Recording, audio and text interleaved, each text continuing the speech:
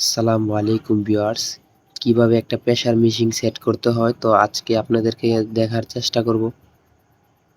আমার পেজে নতুন হয়ে থাকলে আমার পেজটাকে ফলো করে দিবেন।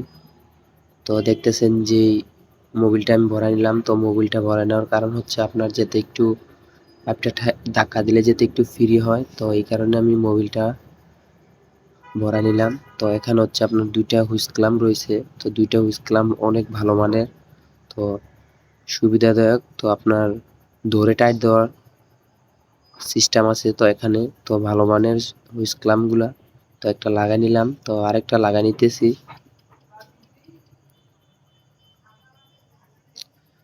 তো ভালোভাবে টাইট দিয়ে নিতেছি। আমার পেজে নতুন হয়ে থাকলে আমার পেজটাকে ফলো করে দিবেন।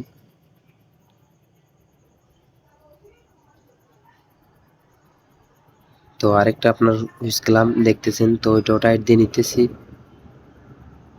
তো আমার টাইট দেওয়া শেষ। তো এখন আপনার যে পাইপটা, তো এই পাইপটা হচ্ছে এটার ভিতরে ইন হবে, পানি ঢুকবে। তো এটা লাগাই কমপ্লিট করলাম।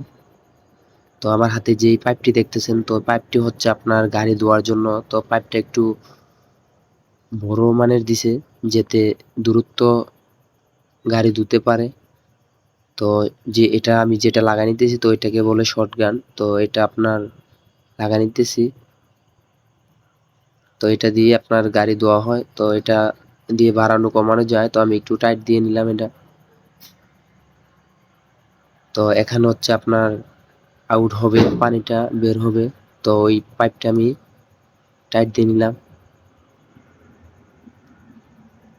তো এখানে আমার হাতে যেই পাইপটা দেখতেছেন, তো পাইপটা কোথায় ব্যবহার করে, তো ওই পাইপটা লাগানোর কারণ হচ্ছে আপনার একটু ধরতে একটু সুবিধা হয়, তো আবার একটু বড় হয়। তো এই কারণে পাইপটা এখানে দেওয়া হয়েছে। তো চাইলে সামনেও আপনার দিতে পারেন।